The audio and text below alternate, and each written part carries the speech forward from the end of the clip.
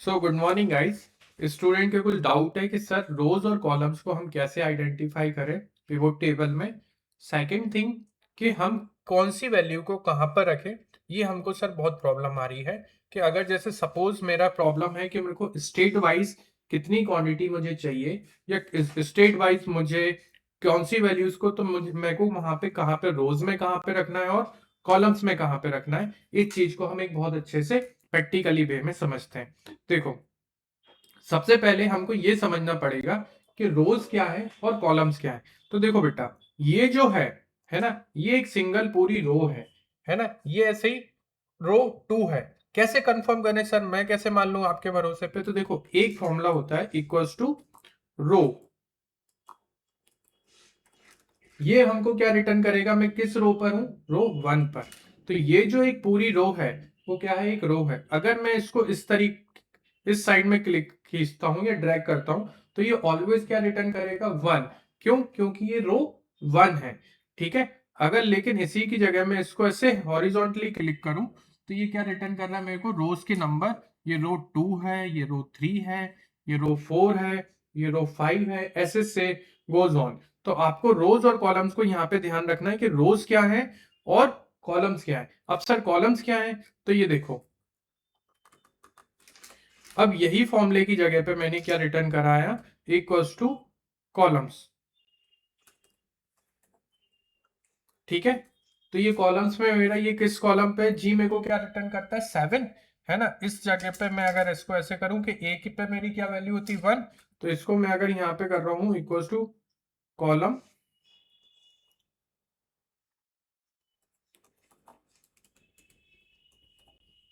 Column, तो ये मेरे को क्या रिटर्न करा रहा है, 1। लेकिन अगर मैं इसी को ऐसे नीचे ड्रैग करता हूं, तो ये मेरे को क्या रिटर्न करेगा, 1। क्यों? क्योंकि मैं कॉलम 1 पर हूं, या चाहे मैं नीचे तक कितने भी क्लिक करूं। लेकिन इसी की जगह पे मैं अगर यहाँ पे आता हूं, तो बी कॉलम का नंबर कितना है, 2। ठीक है। ऐसे सेम ऑन दिस। ठीक है। अगर मैं इसको ऐसे नीचे खींचता हूं, तो ये सेम वैल्यू देगा, क्योंकि मैं कौन से वाले पे हूं, के पे। की कौन से नंबर पे कॉलम है, 11th वाली पोजीशन पे। तो पिवोट टेबल में अगर आपको इस चीज में कंफ्यूजन हो रहा है, तो आप सबसे पहले ये ध्यान दो कि रोज क्या है और कॉलम्स क्या है। अब जैसे मेरी प्रॉब्लम है कि सर मुझे निकालना है कि किस ब्रांड की कितनी सेल हुई है, मेरे किस ब्रांड की कितनी टोटल सेल हुई है। तो मैं क्या रखूंगा, किस ब्रांड की, तो मैंने ब्रांड को रख दिया रोज में, क्योंकि मेरे को मल्टीपल ब्रांड्स की चाहिए। और क्या चाहिए मुझे, मल्टीपल सेल्स चाहिए या अमाउंट चाहिए। तो मेरा अमाउंट आ गया। अगर अब मैं कहूं कि सर ब्रांड वाइज मुझे स्टेट में चाहिए कि किस ब्रांड की किस स्टेट में कितनी सेल हुई है, उसको कैसे आइडेंटिफाई करेंगे। तो हम क्या करेंगे, अब स्टेट को हम क्या रख देंगे, कॉलम्स में।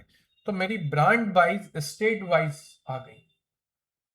ठीक है। ब्रांड वाइज किस ब्रांड में कितनी सेल हुई है और किस स्टेट में हुई है, ये मेरे को इसने रिटर्न करके दे दिया। समझ में आया? एक और प्रॉब्लम देखते हैं सर। है ना सर, मैं ये चाहता हूं मेरी किस रीजन में कितनी सेल हुई है। सर मुझे रीजन में, किस रीजन में, क्या करेंगे, इसमें आएंगे, है ना, control A, insert, pivot table, table from range, new, किस इस रीजन में। तो मैंने कहा स्टेट को, रीजन को उठा के मैं कहां पे रख दूंगा, बताओ, रोज में। ठीक है। और उसकी किस स्टेट में चाहिए, उसकी क्या चाहिए मुझे, कितनी क्वांटिटी सेल हुई है। तो क्वांटिटी मेनली क्या होती है, देखो सिंबल से समझो। यहाँ पे अगर देखो, यहाँ पे एक चीज और है, अगर तुम फिर भी कंफ्यूज हो रहे हो तो देखो, रोज की लाइंस कैसी बनी हुई है, इस डायरेक्शन की। मतलब ये क्या दिखा रहा है मेरे को, रोज कैसी रिटर्न है, इस डायरेक्शन में। और कॉलम्स कैसे दिखा रहा है, ये देखो यहाँ पर। और यहाँ पे समेशन का सिंबल दिखा रहा है ना।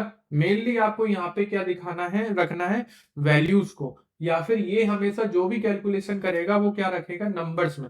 तो क्या सर डिस्टिंक्ट नंबर्स को नहीं रख सकते क्या, बिल्कुल रख सकते हैं। है ना। अब ये अगर मेरे को चाहिए कि किस रीजन में कितने स्टेट्स का काउंटिंग है ना, तो देखो ये क्या मेरे को रिटर्न करके दे रहा है, किस रीजन में कितनी काउंट ऑफ सेल हुई है हर स्टेट में। समझ में आ रहा है? तो उसने जितने भी सेंट्रल रीजन के स्टेट थे, उन सबके काउंट करके दे दिए कि कितनी बार वो रिपीट हुए हैं। ठीक है, ऐसी मेरी रीजन वाइज अगर मैं कहूं कि सिटी मेरी कितनी बार रिपीट हुई है, तो वो सिटी का भी काउंट करके मेरे को दे देगा। मतलब वैल्यूज मेरे को हमेशा क्या रिटर्न करके दे रहा है, नंबर्स वाले आइटम्स। एक मिनट, तो ये देखो सेंट्रल रीजन में मेरी कितनी बार सिटीज काउंट हुई है, समझ में आ रहा है। अब मैंने इसको हटा के यहाँ पे क्या रख दिया, अमाउंट।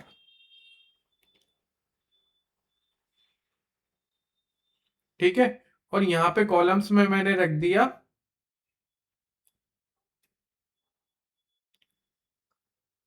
सिटी, रख दी सपोज। तो मेरी किस सिटी में रीजंस वाइज कितनी सेल हुई है, ये उन सबका बता दिया। सर अब ये यहाँ पे गड़बड़ आ रही है, तो इसको क्या हम ऐसे रख सकते हैं, city wise region wise sales. तो city wise regions wise cell.